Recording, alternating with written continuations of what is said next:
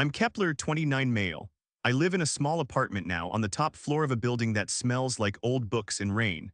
For most of my life, I lived in a beautiful house on a quiet street, a place that everyone in town thought was perfect. It was a prison built with love, and I was its only inmate. This is the story of how I broke out. Before this story unfolds, I'd love to connect with you. Please let me know in the comments where you're watching from and what time it is in your corner of the world. It's amazing to see how far these stories can travel. When I was 10, our house in Flagstaff, Arizona felt like the center of a very safe universe. It was a two-story home made of cedarwood, fronted by a white picket fence and a garden that consistently won my mother local awards. The whole property was framed by a dense ring of ponderosa pine trees, standing like silent guardians around our neighborhood. In Arizona, the sun asserts itself early, and by 7 in the morning, the air outside would already be warm and dry. But inside my room, it was always cool, perpetually dim.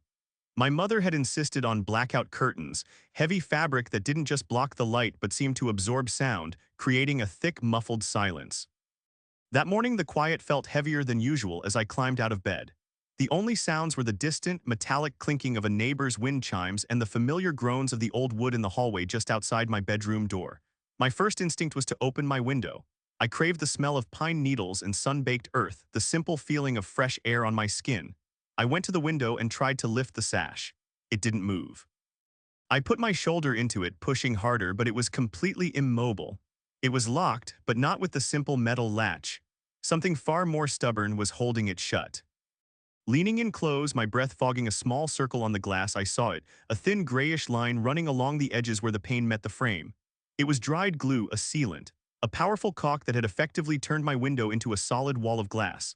The sight made no sense. At breakfast, I decided to ask about it. My father looked up from his morning newspaper, his glasses perched on the end of his nose. "It's for your safety, Kepler," he said, his voice even and calm, designed to end the conversation before it began. "The wind can get tricky this time of year. We don't want anything blowing in and breaking the glass." He then reached across the table, passing me a glass of orange juice as if the matter was settled. But it was the middle of June. There were no storms in the forecast, no high wind warnings, no logical reason to seal a child's window shut. My mother didn't even look up from her task. She was arranging a fruit plate, a daily ritual she performed with surgical precision. Bananas, apples, and strawberries were sliced into perfect, uniform shapes and laid out in symmetrical arcs. She wasn't making breakfast, she was building a diagram, an edible model of the order she demanded from the world. She finally offered a bright smile, one that never quite reached her eyes. "Today, your friend Caleb is coming over to work on that science project, isn't he?" Her tone was cheerful, but underneath it lay a foundation of steel. It was a reminder, remember the rules, stay in the living room, no one goes upstairs, no closed doors. When Caleb arrived, I met him on the porch. He gazed around our front yard, his mouth slightly open. "Your garden is insane," he said, pointing at the Yard of the Year sign my mother had proudly planted near our mailbox. "My mom says your house looks like it's straight out of a catalog." Inside, we sat on the living room carpet, the pieces of our volcano model spread out between us. After a while, he asked if he could see my room. I felt a hot flush of embarrassment creep up my neck. "We can't," I mumbled, suddenly finding the pattern of the rug fascinating. "My mom doesn't like people going upstairs." Caleb just blinked, confused. "Why, are you guys hiding treasure up there or something?" he joked. "No," I said, my voice barely a whisper, "just rules." He was a good friend and didn't press the issue, but I saw the look on his face. He thought it was weird. And for the very first time, so did I. Later that evening, after Caleb had gone home, I stood on the front steps and watched the sky bleed from blue to a deep, bruised purple. I took a deep breath, expecting that clean, resin-sweet scent of the mountain air I loved, but I couldn't smell it. The air around me felt static and filtered, as if the entire property was sealed in an invisible container. Our house didn't breathe. I turned back and looked up at my bedroom window from the outside. It appeared perfectly normal, a dark, still square on the second floor. But now I knew its secret. It was a beautiful, polished trap. That night, I tried the window again. I moved the latch back. And forth, slowly and carefully, listening for a click that never came. As my fingers traced the frame, they brushed against something hard and unfamiliar just beneath the inner sill. I looked closer. It was a small metal screw, its head sunk deep into the wood, almost invisible unless you were looking for it. There was no airflow. There was no escape route. Somewhere out in the dark, I could hear the wind moving through the pines, a sound of freedom and endless space. But inside my room, there was only the low hum of the air purifier and a growing pressure in my chest. For the first time, a cold, terrifying question surfaced in my mind. If there's a fire, how will I get out? It was a question I would ask myself for the next 19 years. By the time I was 17, I had stopped believing in coincidences. I learned to see the patterns, to recognize that in our house, every strange detail was a deliberate stitch in a carefully woven net. I discovered the first piece of hard evidence on a dry autumn afternoon. The air in Flagstaff smelled of dust and pine, and a thin, golden light slanted through my still-sealed window. The bulb in my desk lamp had burned out, and as I unscrewed the top casing to check the wiring, my fingers brushed against something that didn't belong. There, tucked neatly beneath the metal shade, was a tiny black lens. It was angled perfectly, positioned just so, to capture a clear view of my bed, my desk, and the door to my room. I froze, the lamp casing slipping from my numb fingers. My heart began to hammer against my ribs, a frantic bird trying to escape its cage. The old light bulb fell and shattered on the hardwood floor, the sound unnaturally loud in the silent room. For a few seconds I tried to rationalize it. It had to be a manufacturing defect, a strange-looking screw, anything other than what I knew it was. But I had just finished a technology elective at school. I knew what micro cameras looked like. I knew how their tiny lenses could be hidden in plain sight. My eyes shot upward to the smoke detector on the ceiling. It had a small red light that I'd always assumed was a power indicator. It blinked, a steady rhythm once every 10 seconds. I watched it, counted the seconds, then I slowly walked across the room. The blinking doubled in frequency. I stood perfectly still. It slowed down again. It was a motion sensor. That night at dinner, I tried to bring it up carefully. "I need some privacy," I said, my voice sounding much smaller than I wanted. "Not because I have anything to hide, just because I'm almost an adult." My mother was carving a roasted chicken. She sliced each piece into nearly identical triangles before arranging them on our plates, another display of her relentless need for order. "When a mind isn't stable, Kepler, privacy can be a dangerous thing," she said, her voice smooth and placid. She didn't even look up from her work. My dad flinched, a barely perceptible tightening of his jaw, but he said nothing. He just passed me the bowl of mashed potatoes, his eyes fixed on the table. "It's not unstable to want some space," I pushed back, my voice gaining a bit of strength. "It's normal. Not when space is just another word for isolation," she replied coolly, finally meeting my gaze. Her eyes were calm, but there was no warmth in them, only a chilling certainty. A few days later, she drove me to see our family doctor. In his quiet, sterile office, he asked me a series of questions. Had I been sleeping well? Did I ever feel like I was being watched? Had I been experiencing feelings of paranoia? My mother answered most of the questions for me. She told him I had been acting withdrawn and obsessive, that I had developed a strange fixation on cameras. The doctor nodded along, his expression sympathetic but distant, scribbling notes on a prescription pad. I left his office with a bottle of small white pills that I knew with absolute certainty I should never swallow. I learned to hold them in my cheek or under my tongue until I could spit them out into a tissue in the bathroom. I tried to talk to one of my teachers, Mrs. Gable, a woman I trusted. I told her that things at home felt wrong, that I felt like I was being constantly monitored. She looked genuinely concerned, her brow furrowed. But the moment I mentioned that I was seeing a doctor for it, her entire demeanor shifted. The concern was replaced by a polite, professional smile. Her body language changed. She took a small step back. From that day on, I felt a change in how people at school treated me. They saw me as fragile, unpredictable, like I might snap at any moment. My mother's narrative had won. I stopped trying to explain. No one would believe the word of a supposedly unstable teenager against that of his perfect, award-winning mother. So I started documenting everything. I found an old, thick copy of Webster's dictionary and carefully hollowed out its pages, creating a secret compartment.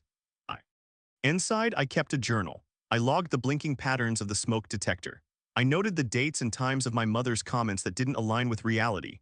I described the pills I was supposed to be taking but wasn't. I wrote down every detail, every suspicion, every piece of evidence, no matter how small. I knew that if I was ever going to get out, I would need proof, because my word alone would never be enough. That week, I set my watch alarm for 3 a.m. I lay perfectly still in my bed, staring at the ceiling.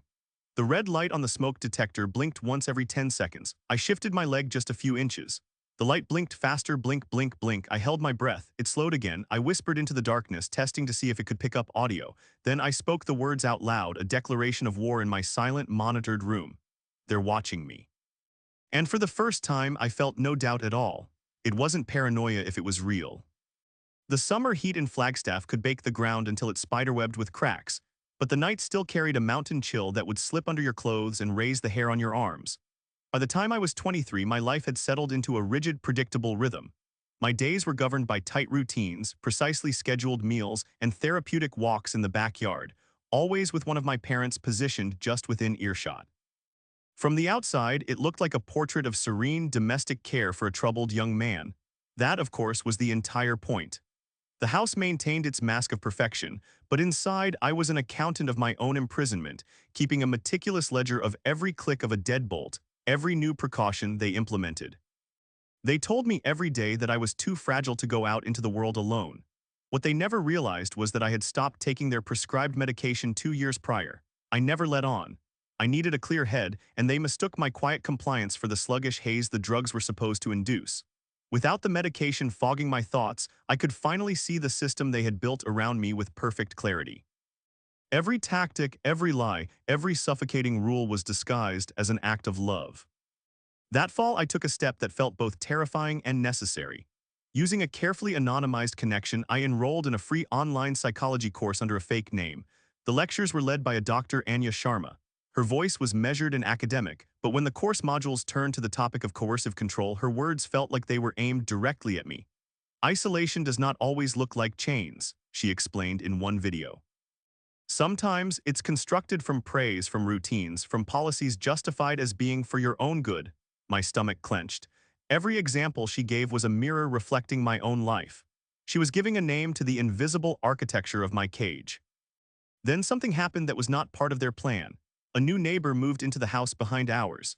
She was a woman in her late 30s with a soft Texas accent and a head of short, dark curls. I first saw her while I was raking leaves in the backyard, a chore I was assigned daily. She was on her back porch watering a small pot of rosemary.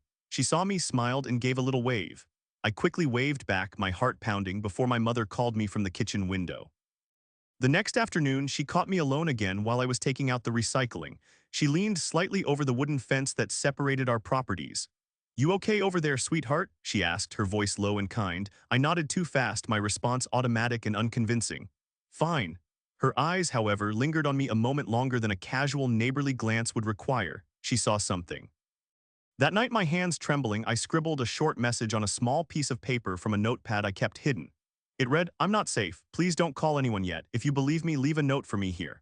I folded it into a tiny square, wrapped it in a piece of a plastic grocery bag to protect it from the weather, and slid it behind a loose slat in the wooden fence, a slat I had been carefully and patiently nudging loose for months. For 2 days, I felt sick with anxiety. Had she found it, did she think I was crazy? Or worse, had my parents found it? Then on the third day, I checked the spot. My note was gone. In its place was a folded piece of paper. I snatched it and ran back inside, my heart hammering. I unfolded it in the privacy of the bathroom.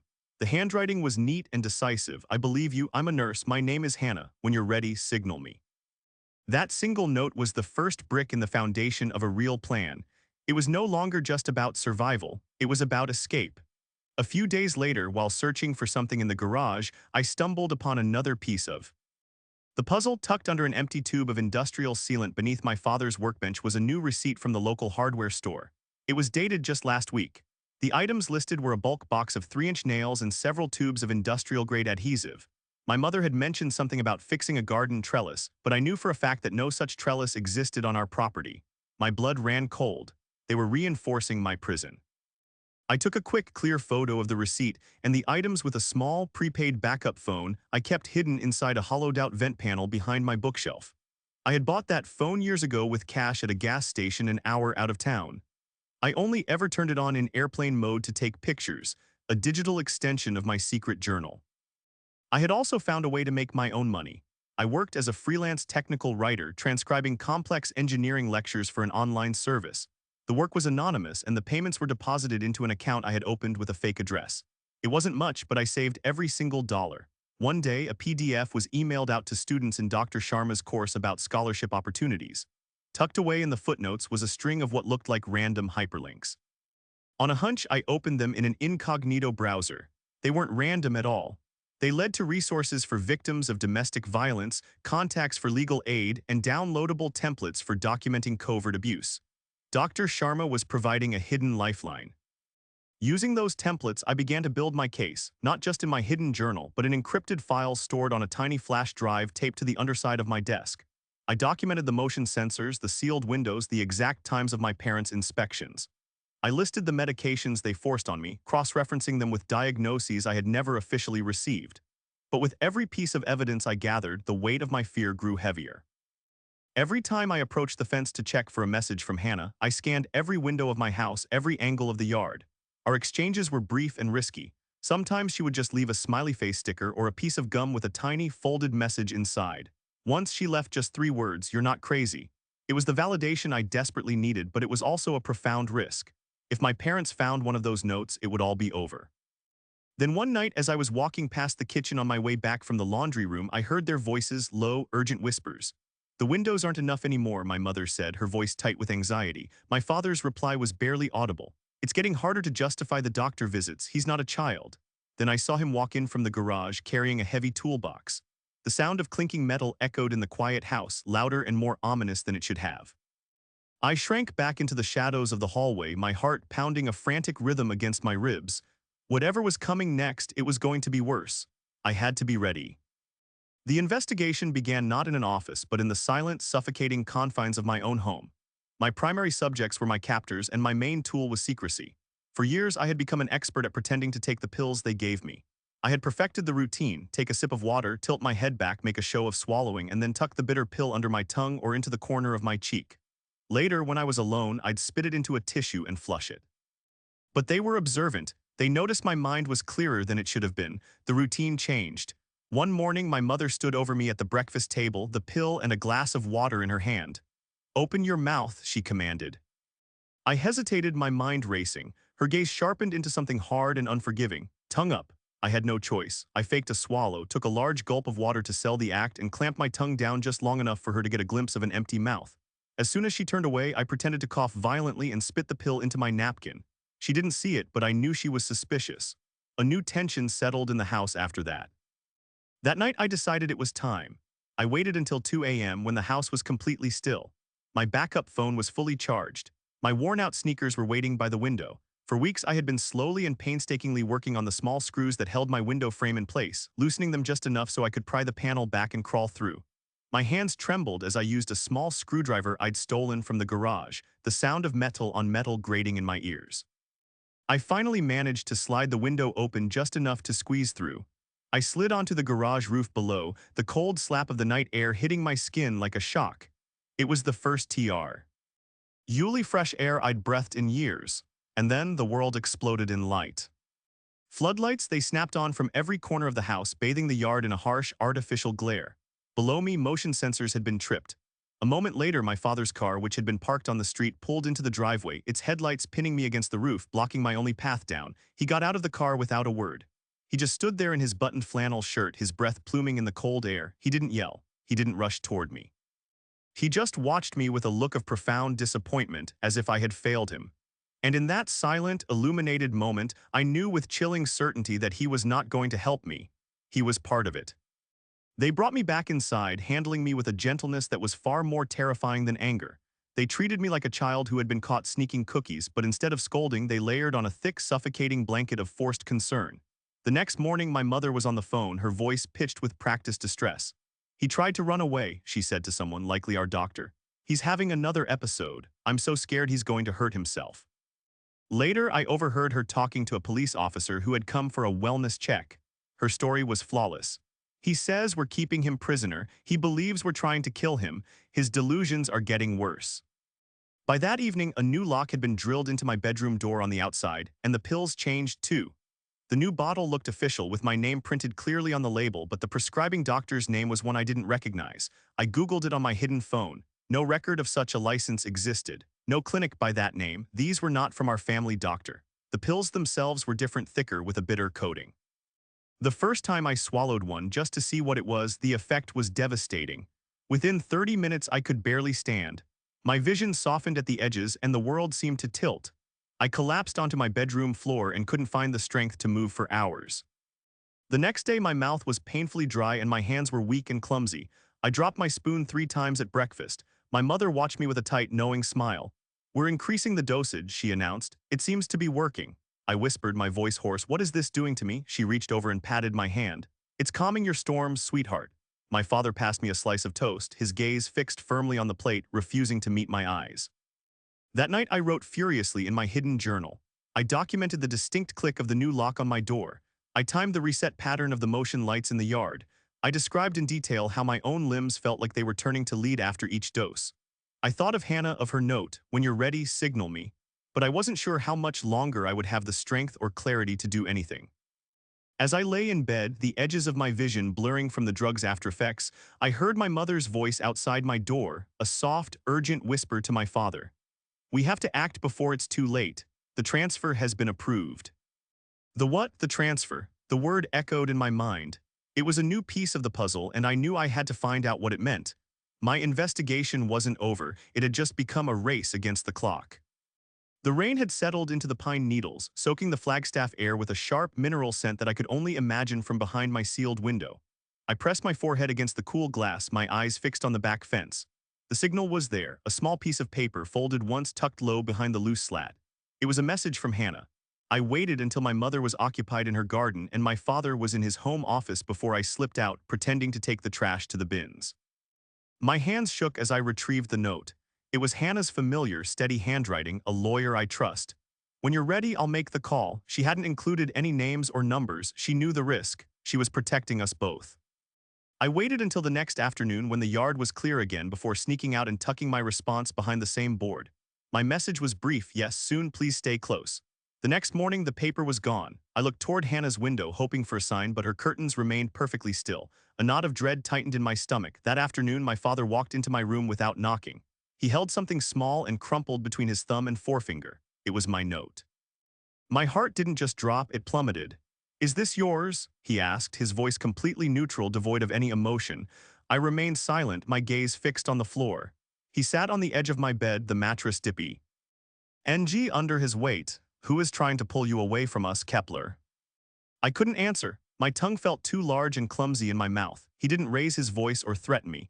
He just looked at me with the same tired, weary eyes he'd worn for years, the expression of a man who was simply asking me to stop making everything so difficult for him. That night they tore my room apart. They didn't call it a search, they called it checking for anything that might harm you.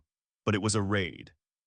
They confiscated everything. My laptop, my notebooks filled with nothing but doodles, and worst of all, the hollowed-out dictionary containing my years of secret journals. They took my words, my proof, my history. They were trying to erase me before they got rid of me. I knew I had to find out what their plan was before all my evidence vanished. The next day, feigning a sudden urge to clean, I told my mother I was going to get the vacuum cleaner from the garage. Instead of heading for the closet, I ducked behind a curtain of stacked holiday decoration boxes in the corner. And there I found it. My blood ran cold. It was a suitcase, empty and zipped open, and next to it, a thick manila folder with my full name typed neatly on the label. My fingers trembled as I opened it. Inside were hospital admission forms, release waivers, and insurance authorizations. As I flipped through the pages, one highlighted note leaped out at me: "Scheduled transfer, February 14th. Flagstaff Mental Wellness Center." They had a plan, and it was a legal one. They were going to have me involuntarily committed. With my history of delusions and paranoia, all carefully documented by my mother and our family doctor, no one would ever question it. I would disappear into the system, and they would be seen as the tragic, loving parents who did everything they could. I photographed every single page with my backup phone and slipped out of the garage before anyone noticed me. My heart beat like a war drum against my ribs for the rest of an agonizingly long night. Later, my dad came to my room again. He closed the door behind him and leaned against it as if its weight was too much for him to bear. "You have to stop fighting her," he whispered, his voice strained. "She just wants you to be safe." I didn't answer. I couldn't. He stared at the floor, unable to look at me. "She's not sleeping at night. She thinks you hate her." I wanted to scream, to rage at his weakness, but I couldn't waste the energy. Convincing him was a lost cause. He had made his choice. That night I couldn't sleep. Around 1 a.m. I heard a sound that chilled me to the bone. It was soft but rhythmic, a dull thudding noise coming from outside. Thud, thud, thud. It was the sound of a hammer. I sat bolt upright in bed, my heart pounding in my throat. I crept to the window, careful not to move the curtain. Through the narrow slit at the edge, I could see my father's silhouette crouched outside my window. He was nailing thick wooden planks over the frame, one by one, sealing it from the outside. My mother stood behind him, a dark figure in her bathrobe, her voice a low whisper carried on the wind. "Do it tight. He's looking for a way out." My throat closed up. The transfer date wasn't soon enough for them. They were sealing me in, turning my room into a tomb. I watched him drive another nail deep into the wood, the sound echoing the finality of his decision. In that moment, I stopped wondering if he was a prisoner just like me. He wasn't. He was the warden, and my time was officially up. The wind came first. It was a hard northern gust that rattled the pine branches against the roof, sending dry needles scratching across the shingles like tiny claws. I hadn't been able to sleep. I was 29 years old, but every breath I took felt like it was stolen, borrowed against a debt I was about to be forced to pay. The windows were now sealed and boarded. The door was locked from the outside. The sound of the hammering from days ago was still ringing in my ears. Then came the smell. It was a thick, acrid scent, a nasty combination of burnt oil and something sharper like melting plastic. I pushed myself up in bed. My head was heavy and dull, a side effect of the pill I'd been forced to swallow at dinner, but this smell was real. It was an alarm bell and it clawed its way into my lungs. I stumbled through the darkness to my door. It wouldn't budge. I twisted the knob back and forth, then kicked it hard, my bare foot throbbing from the impact. Nothing. They hadn't just locked it, they had wedged something heavy against it from the other side. I threw my full body weight against it, and it barely moved an inch.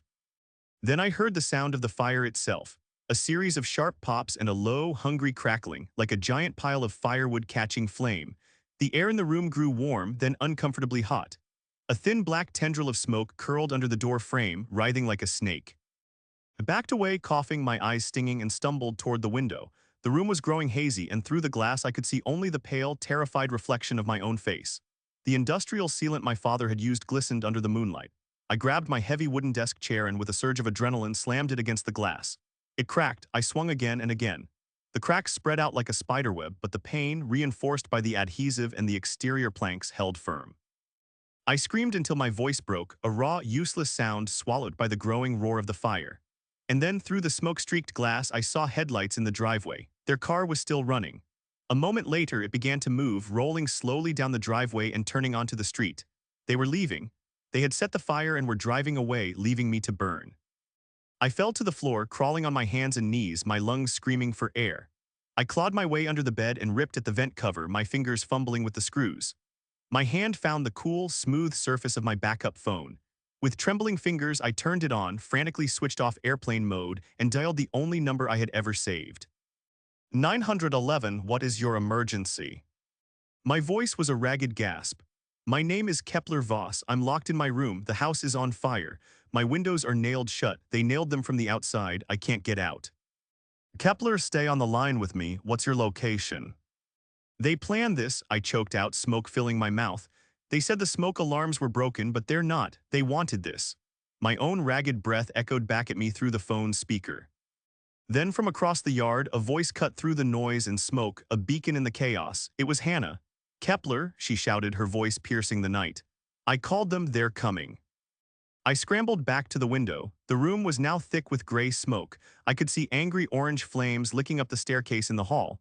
Suddenly there was a deafening crash as something shattered the window from the outside. A bright beam of light sliced through the smoke. Over here, a voice shouted. We've got someone in here. Gloved hands reached through the jagged hole in the glass, tearing at the wooden planks. Splinters of fresh wood flew into the room. One of the firefighters let out a curse. These nails are brand new, he yelled to his partner. The sealant's still wet. Strong arms grabbed me and pulled me through the wreckage of the window frame. I collapsed onto the wet grass, gasping for clean, cold air, coughing until my body ached and I could barely see. Someone wrapped a thick blanket around my shoulders. A paramedic knelt beside me, checking my pulse and shouting for an oxygen mask. And then I saw them. My mother was standing at the edge of the lawn, wrapped in a long, elegant coat. Her face was pale, her eyes wide with what looked like horror. She was already performing for the police, sobbing hysterically. The smoke alarms, they must have malfunctioned, she cried, her voice breaking perfectly. We tried so hard to get to him. She looked exactly like the terrified, grieving mother she was pretending to be. But I looked at the firefighter who was still standing by the broken window, holding one of the splintered planks. I pointed a trembling finger toward my parents and whispered, my voice raw, no, they locked me in, they wanted me dead. The firefighter nodded slowly, his eyes narrowing as he looked from me to them. In his hand, the nails on the broken plank were still new and shining under the flashing lights of the emergency vehicles. The courtroom was all polished wood and the cold, unforgiving glare of fluorescent lights. The June heat pressed against the large windows, but inside the air conditioning created a chill that settled deep in my stomach. The past was about to walk in wearing a suit. The gallery was packed with a morbidly curious audience of neighbors, reporters, and strangers, all there to witness the unraveling of the picture-perfect Voss family. I hadn't seen my parents since the night of the fire. As I took my seat, I felt my mother's eyes on me. She was dressed impeccably, playing the part of the doting, heartbroken mother, clutching a small pack of tissues she had yet to use. My father didn't meet my gaze. He looked 10 years older, his shoulders slumped, his entire being seeming to fray at the edges. The prosecutor, a sharp, composed woman named Ada Julia Winters, opened the case without a tremor in her voice. Your Honor, the state intends to prove that Evelyn and Douglas Voss orchestrated the unlawful imprisonment and attempted murder of their son, Kepler Voss. We will present evidence that they sealed his windows, blocked his exit, and deliberately drove away from a fire they falsely claim was an accident. Then came the 911 call, th. I played the entire recording for the court. My voice, raw and breaking with terror, filled the silent room. They nailed my windows, I can't get out, they want me to die in here. No one moved, no one breathed, I watched my father. He squeezed his eyes shut, and for a brief, unguarded moment his shoulders shook with a silent sob. When my mother took the stand, the tears finally came. Kepler has suffered from delusions since he was a child, she said, her voice trembling artfully. We've done everything we could to protect him from himself. Ada Winters was unfazed. Is that why you purchased industrial sealant and a bulk box of nails just days before the fire? The prosecutor's question was like a scalpel. I was fixing a garden trellis, Evelyn stammered, faltering for the first time. There is no trellis on your property, Mrs. Voss. The prosecutor replied flatly, sliding a recent aerial photograph of our house onto the courtroom's projector screen. Then came the diary. It wasn't mine, it was hers. A journal the investigators had found in her nightstand. A page was read aloud in court. Her elegant handwriting described her fears. If he runs, I will lose him forever. I would rather he die under my roof than escape into a world that will destroy him. The air in the room seemed to crackle. The mask of the loving mother disintegrated. When it was my turn to take the stand, my voice shook for the first few sentences. But then I looked at the faces of the jury and a strange calm settled over me. I told them everything, the sealed windows of my childhood, the hidden cameras, the way she manipulated doctors and changed my pills, the way my father had nailed the planks over my window, and how I had watched their car's taillights disappear down the street as the flames crept closer. The public facade of Evelyn Voss was shattered. She finally broke, rising from her seat and pointing a shaking finger at me. He betrayed me, she shrieked, her voice shrill and ugly. Children are supposed to stay. I gave up everything for him. She no longer sounded like a mother. She sounded like a tyrant whose property had been stolen. The jury heard it too. Then my father did something no one expected. He asked to amend his testimony. He stood, his voice quiet but clear. I was afraid of her, he said, looking at the floor. But that's no excuse, I still did it. I sealed that window, I still walked away, and yes, we planned to let him die, not in a blaze, not so messy, but eventually, yes, we planned it. The courtroom was utterly silent again. My heart felt like it might split open, but for the first time it wasn't from pain. It was from the sharp, clean relief of the truth finally being spoken aloud. The verdict came on a dry, cloudless afternoon, guilty on all counts. Evelyn was sentenced to 40 years without the possibility of parole. Douglas received 25 years with parole eligibility after 15. As the bailiffs cuffed them, Evelyn screamed at me one last time, "You'll never make it alone, you'll fail, no one wants you." But no one was looking at her. No one believed her anymore. The first few weeks of freedom were strange. I moved into a small apartment on the edge of town. The first night, the silence was so complete it felt unnerving. I woke up in the middle of the night to a breeze on my face and saw that I had left the window open.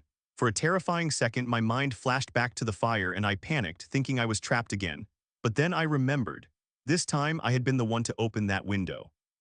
I got up, walked over to it, and leaned into the cool night air. It smelled like freedom. A few weeks later, with Hannah by my side, I spoke at a survivor support meeting. Telling my story, I realized it wasn't just mine anymore. It belonged to a larger struggle. That was how the Open Windows Project began, a small network I started to help young people escaping coercive family control.